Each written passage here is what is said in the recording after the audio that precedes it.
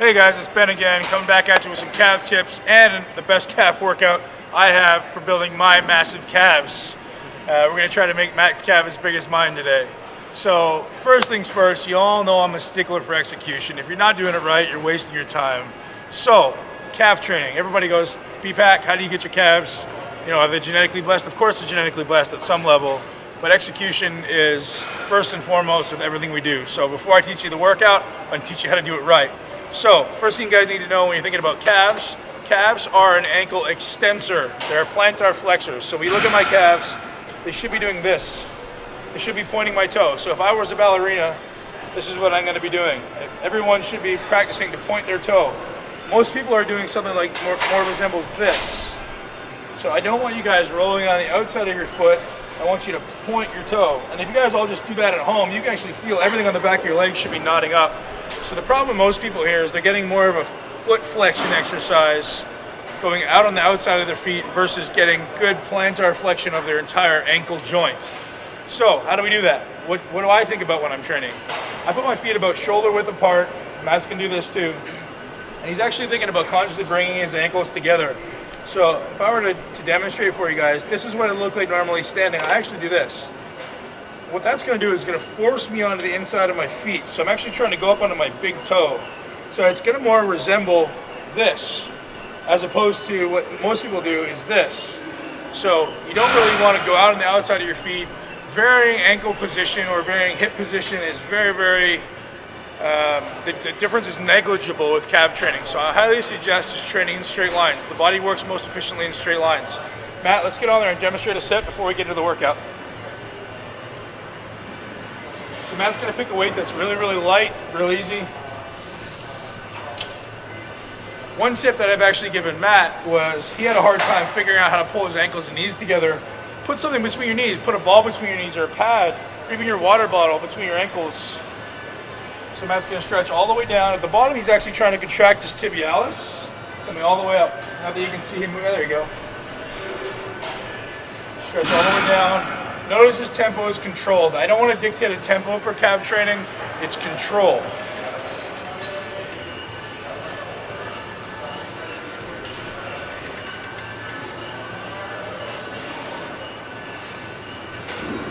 Good, that's enough, Matt.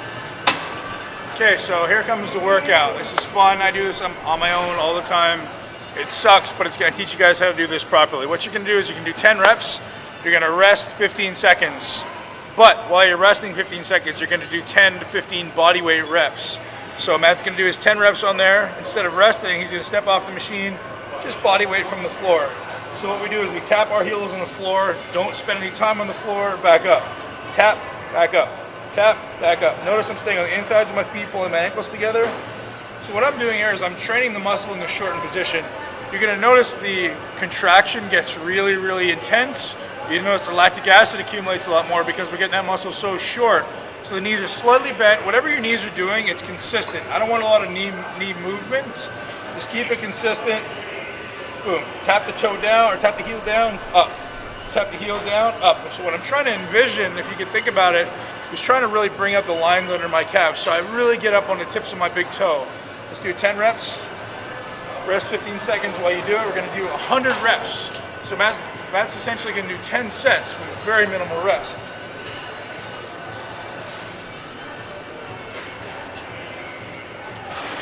The thing we notice with calves is we need to really minimize the rest. Come to the bottom, back up. Good, up with that big toe, man. Pull those ankles together. That's 3, big stretch. I need you to get up even higher, Matt. I really want you guys to focus on getting up as high as you possibly can. Really the tip of your toe like a ballerina. I call Matt a ballerina while we're training together too, so he likes it.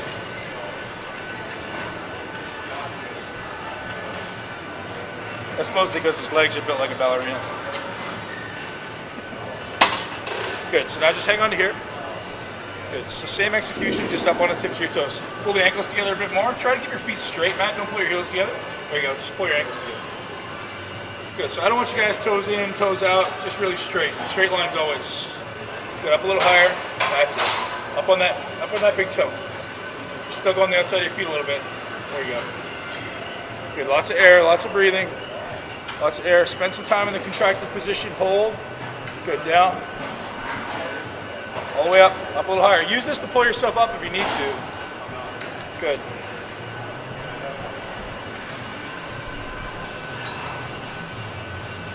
Okay, we're gonna jump right back in. I would suggest keeping the weight pretty light, because it's gonna hurt.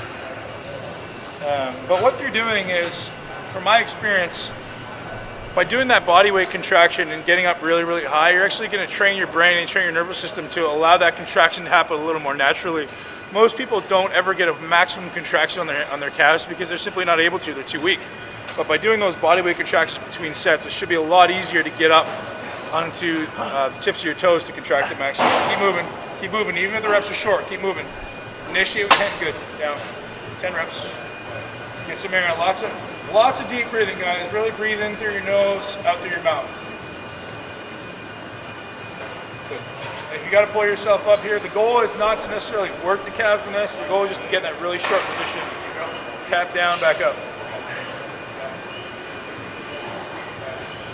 Good. Big toe, man. Pull those ankles together. There you go. Thank you.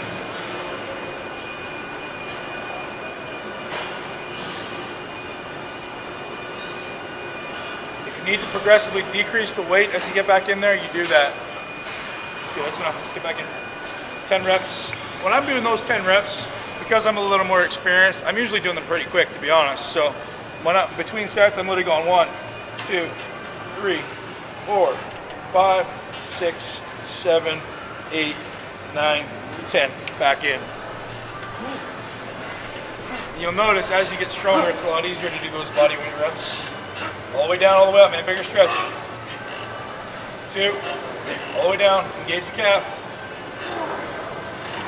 Good. Body weight. Let's bounce on these ones. Just get that really high. I don't need you to contract. I don't need you to initiate and squeeze the calf. I just need you to contract at the top. So you can use as much of your hands as you need to. Pull it up if you have to. Pull it up if you have to. Show off those calves, man. Matt wants to be a bodybuilder. They build some big ass calves. All right, so what we're really going for here, guys, is get up on those toes, Matt. Good. So we're really trying to bring out that underside. Notice he's not even all the way up now. Get up a little bit higher, Matt. That's what we're looking for right there. You see those pop things really pop out. Really trying to get. That's what we need right there. So he's really trying to get up on the tips of your toes. Most people sell them so short and don't go all the way up, and that's really what makes a difference if you really want to bring up the gastrocnemius.